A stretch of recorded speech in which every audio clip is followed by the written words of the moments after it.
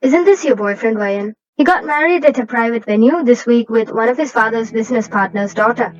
I happened to get this picture, but Barfield doesn't know that I was there. Where are you now, Ryan? And there was a picture of Ryan's boyfriend standing with someone else. It was a message from Ryan's friend. Ryan was still sobbing. She read and saw the text again and again. In disbelief, she tried Barfield's number, but to no avail. He was out of reach. Was this his plan all along? She would have appreciated if anywhere throughout their relationship he told her that he no longer thought that they could be together. She would have appreciated if he didn't orchestrate this entire thing up just to marry someone else. While she was lost in her thoughts, Jungkook was fuming with anger. Kicking a pillow from his way, he tried calling that so-called friend of his. This son of a bingus made a fool out of all of us. He made a fool out of you and me. Do you hear me, Ryan? I know, she shouted. You don't have to tell me what I already know. What is going in there? They heard a knock at the door. It was Jungkook's parents from the other room who woke up hearing the shouts. You both just got married, and you started fighting like this? Jungkook sighed and plopped himself on the bed. We will deal with this later. At least we got to know your boyfriend's real face. Let me remind you that you were also a part of this plan. If you didn't decide to help him out, none of this would have happened. If it wasn't for me, this guy you trusted would have gotten you to marry someone else. And do you have any guarantee that they would treat you decently?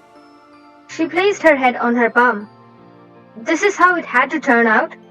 I never had any peace, anywhere. My life is done. Your life is not done. Switch off the phone and sleep. How can I sleep peacefully now? I don't know, but I'm not compromising my sleep for that son of a bingus. He switched the lights off and pulled the blankets over his head. Ryan kept sobbing and sniffing throughout the night thinking about her life. The next day. Jungkook, where are you going? She walked behind him while he was placing his and her clothes in a suitcase. I'm not going. We are. To meet your parents. What? Do you even know what you're going to do? I know exactly what I will do. Then you can go alone. I'm not accompanying you. She sat down on the bed. Why not? Because I can't face them. You will have to face them. They would get to know that Barfield got married to someone else. If they do, they will search for you. We should come clean before they file a man-missing report or something. Ryan fiddled with her finger while Jungkook kept packing their luggage. Soon, with a reluctant Ryan, Jungkook was in the airport.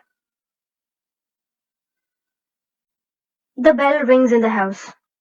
Someone's at the door. It must be Ricky. I will get it. She gets up from the chair where she was sat with her husband. She opened the door, only to stand there shocked for a few seconds. She couldn't believe who was at the door. What? Ryan? She draws a half smile on her face but panics before she shouts loudly to the person in the living room. Ryan is back. She's at the door. Ryan panics as now she knows that her father would be there in no time. Either he would come to see her with his coldest face or with an angry face to ask her to get out. She driddles her thumbs nervously, but what she didn't expect was the attack from behind. How dare you, Barfield? Someone pulls Jungkook by his collar and punches him without even looking at his face. Ricky, that's not him. It was none other than Ryan's younger brother, Ricky. Hearing his mother, he stops and looks at the man he just punched, but his blood doesn't cool down. Who are you, huh? What are you doing with my sister? He spits his words at Jungkook. Mom, he must be with Barfield, who must have been involved in this entire scheme. He's not involved in it. Stop this. Ryan panics even more. I told you, Jungkook, that we shouldn't come here. Let's go back. She tugs on his shirt, urging him to go back. You're not going anywhere, she commanded. Do you even know what happened to us after you left us? Do you have no urge to know how we are now?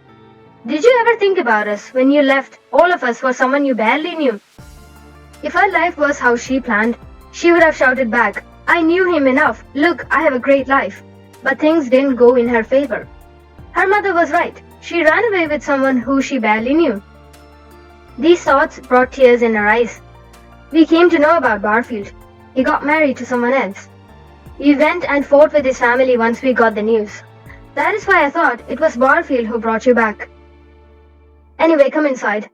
Do you not want to see your father? Wan hesitated and stood her ground at the doorstep resisting Jungkook, who tried to pull her inside. Your father has not been the same since you left. He left his work, his health has gone down, and he regrets a lot for not being close to you. Wan's ears irked up. He regrets? I'm not asking you to forget everything that happened back then, but I'm asking you to give us another chance, and to come back. Jungkook held Wan's wrist and slowly pulled her into the house, following Wan's mother with Ricky closely behind. Wan looked around like a guest who was seeing the living room for the first time. Everything looks the same. Nothing's changed. In the long silence that filled the room, Wan, her parents, Jungkook and Ricky sat through. Nobody in the family dared to speak. Sir, ma'am, my name is Jungkook and I'm the one who married Wan. He finally decided to get through this once and for all. Then what about Barfield? What was his role in all of this? She ran away with him, didn't she? I will tell everything to Wan's father in person, if he's okay with this.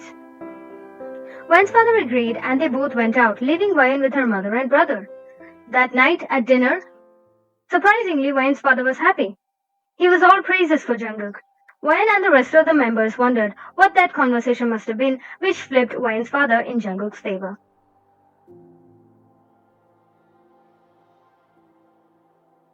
That night, Jungkook said goodnight to everyone and headed to the room. His eyes landed on Wan, who was zoning out, looking at the ceiling. For some reason, Jungkook felt relieved when he saw her all peaceful in the bed. What are you thinking about? He walked to the bed, settling himself next to her. I'm thinking about me. What about you? How I fooled myself into thinking that he was in love with me. I left my family, did everything he asked me to do. I was thinking how love takes over your rationality and makes you do things that are questionable. Jungkook kept looking at her side profile. He could see the tension on her forehead. What made you do this? What made you date him? When I was young, my father always talked about the business, how he wanted someone to take over his work. For a long time, I thought it was me. I tried to build myself to become like my father. But soon I realized that he was talking about my brother. It was fine until everything I thought I had was being taken away. My dad's attention, affection, my importance and my wishes. Then one day, my passion and dreams were almost taken away from me. And the more things became difficult, the more rebellious I became. How? I wanted to go for higher studies, but it was in a different place. Maybe my parents didn't want me to go somewhere far away from them, so they decided not to send me for that. I was suddenly in my room. She reminisced. I had known Barfield for a long time, from school. He was not the nicest guy, but he became my best friend during these times when I felt down, lonely, and tired of life. So when he asked me to be his girlfriend, I felt that there was no reason to turn him down. Plus, I had a crush on him. Jungkook felt a slight pain when he heard that she had a crush on him. Even though he knew that she was dating him and even going to marry him, Jungkook felt a little different about their relationship now. He knew why this was happening to himself, but he wasn't sure if he should tell her everything. I met his parents. They didn't like me. I rejected every other guy who my parents found for him. Barfield was not a good person in the eyes of my family. So, to deter me, they locked me up in my room. That was the last straw of my patience.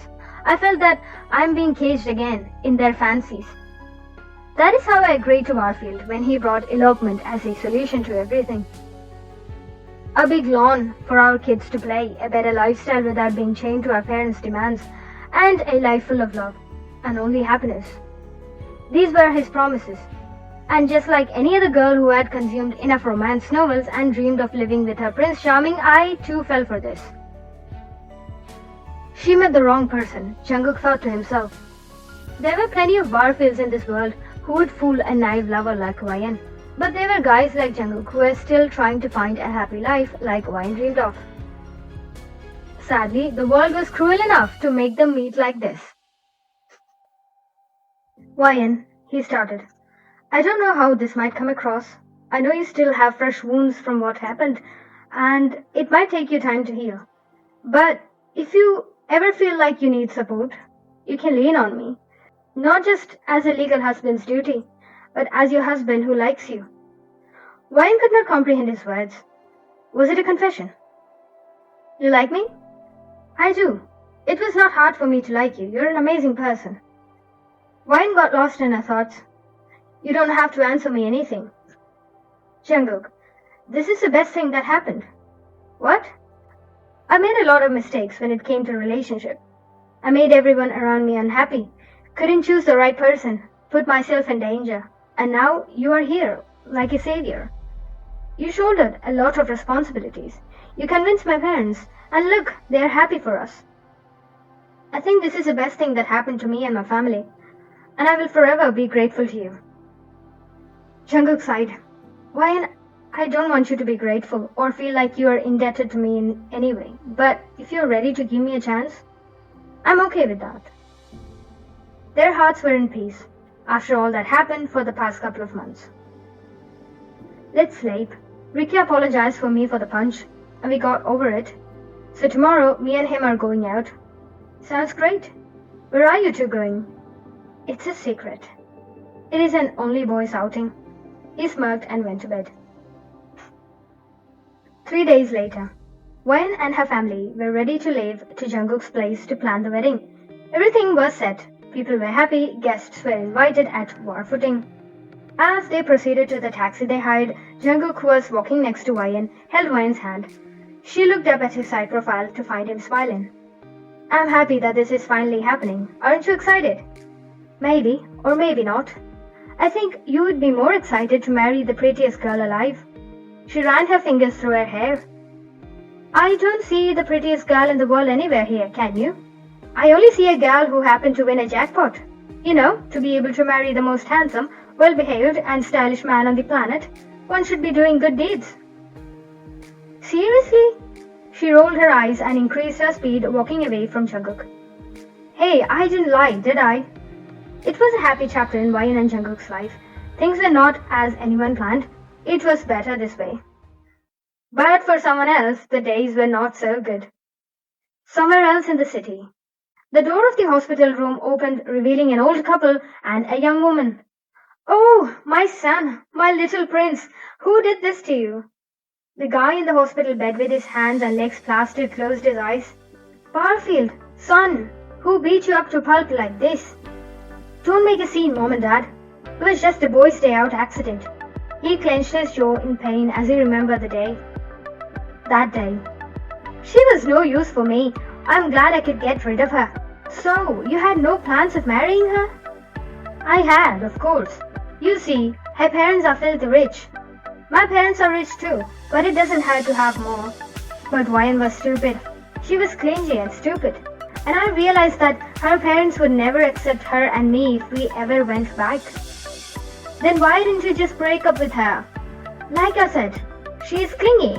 She will just not leave, crying, begging and whatnot.